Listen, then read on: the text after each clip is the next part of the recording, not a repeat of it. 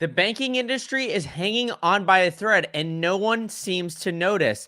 We had recent blowups of all of these different banks, and everybody was saying, oh, it was because of how they were managing risk. It was Silicon Valley this, Silicon Valley that.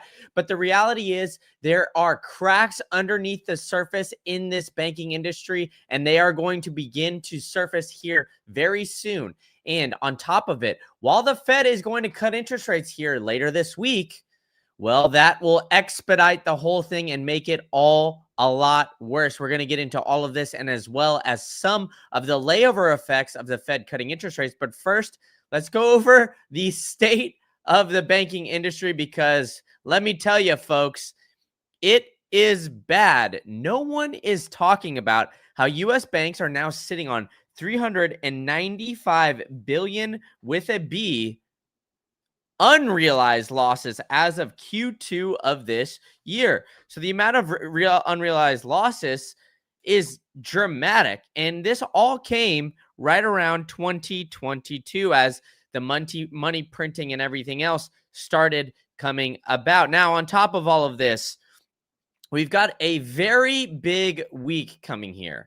Retail sales data on Tuesday, the FOMC decision Wednesday with the press conference where everybody is going to be analyzing Jerome Powell's tone of voice, the words he uses, the tie he uses, all of it, as well as we've got the dot plot projections.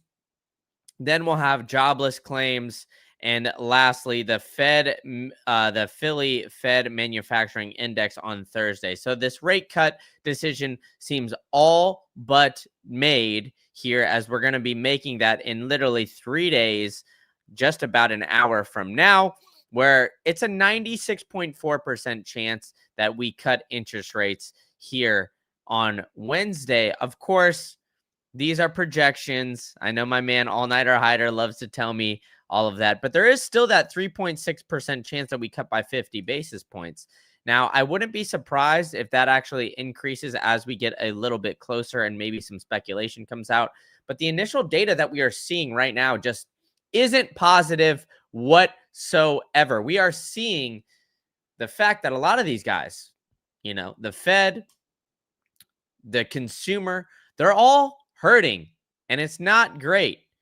So with all this, right, these big dogs, these big banking giants have been loading up on gold. There's been a lot of, people just rising in gold. Central banks around the world have been increasing their gold exposure. And there's now 215 billion asset under management in these gold ETFs. And the value of gold ETF assets have doubled in the last 2 years. This comes as investors have piled into gold with prices experienced the strongest run since the 1970s. And for those of you guys who keep coming in, you guys know I was talking about yesterday how stagflation and the 1970s, they're looking very similar to this time period right now. So make sure you guys are hitting that subscribe button for me and the bell notification so you could join the chat when I'm going live, because we're going to be detailing how this era looks eerily similar to the 1970s. And year to date, the U.S. gold ETFs have acquired a massive 279 tons of gold. By comparison, European and Asian gold ETFs stand at 199 billion. And those are two continents. This is just the U.S., 215. So gold demand everywhere has been increasing like crazy. And look, we're not Thailand, but there's banking crises happening all over the globe. I mean, look at this banking crisis in Thailand.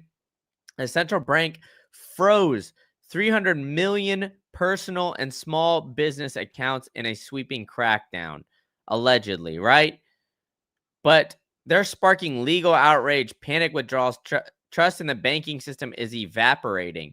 And don't tell me that, hey, if there's all of these unrealized losses in the U.S. banking system, that this couldn't happen at home. I mean, to be fully honest, I mean, we've seen bank accounts frozen at one point in time. If you want to go down to your bank right today and get $100,000 in cash, sure, that's a lot of money. Majority of people listening to this probably do not have that in their bank accounts, but even $10,000. To get that just in cash right now, it takes a while. You need some various things filled out before you do that. Your money in your bank account is not your money. And when they're being extremely risky and just loaning it out like this, and we're seeing the amount of unrealized losses and how this declines in value of their investment securities, such as bonds and other things, I mean, you have to keep a close eye on what is going on, because these losses primarily result in rising interest rates.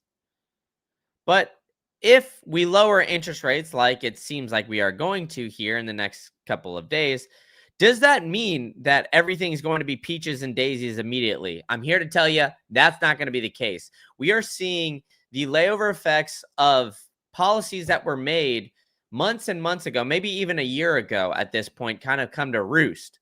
So when we cut interest rates, not everything is going to be better right away. I hate to break it to you guys. The cutting the interest rates actually might accelerate some of these problems here. So if that continues and we keep seeing this interest rate rise up and continue to have some major issues, well, you've got to ask yourself, what else other controls can they make? You know, the capital controls for the losses, some other things that they can do. Right now, the Fed has just been pulling that interest rate lever. But there's other things. I mean, we've got the Dixie, still not very strong at 97.6. So the Dixie ain't strong. It ain't going anywhere. And then the S&P 500, on the other hand, is hitting all-time highs.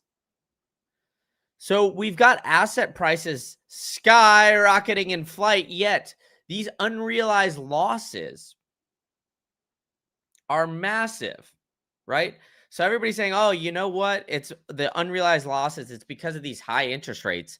How could it be because of these high interest rates if we are seeing assets like the S&P 500 take off? It doesn't make any sense, folks. Make it make sense, please. So we're going to see how this potentially could be, all riled up here in the near term. But the reality of all of this is that we have a lot of cracks in our underlying economy. And I mean, the overall situation here, cutting interest rates is not going to be beneficial. The Fed meeting and the tone will set how we're going to see the end of the year.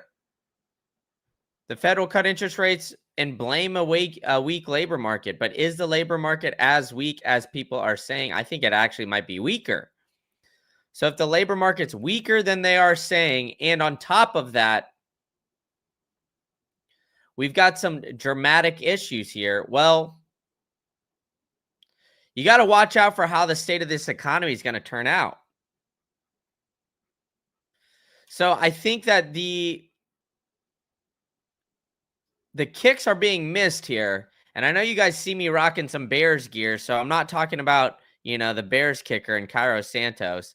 But we got to sync that sub button, folks. Come join All Nighter Hider in this chat, because these gold ETFs is something that I think is very interesting, and these capital controls that they could potentially start to implement here.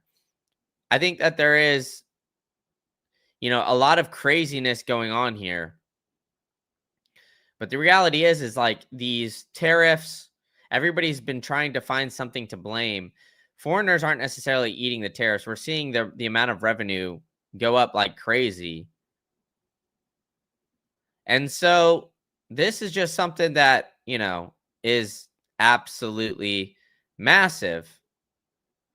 So while we're seeing, the banking industry show some cracks, the overall economy not be quite as strong as people think, you got to keep a close eye on that. And I'm definitely going to be keeping a close eye on all of this. So make sure you guys are smoking that like Cheech and Chong and hitting the subscribe button for me.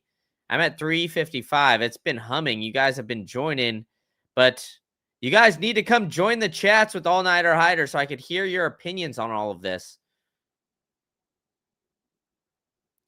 Because, hey, like George Gammon saying, if a widget from China is $100, you add a 10% tariff, they eat the tariff, they would drop the price to 90. But the import prices do not include the tariff change. So the tariffs are paid by US importers. And this is kind of hurting everybody from the overall housing market. And this is where we're seeing a lot of the issues kind of come to roost here.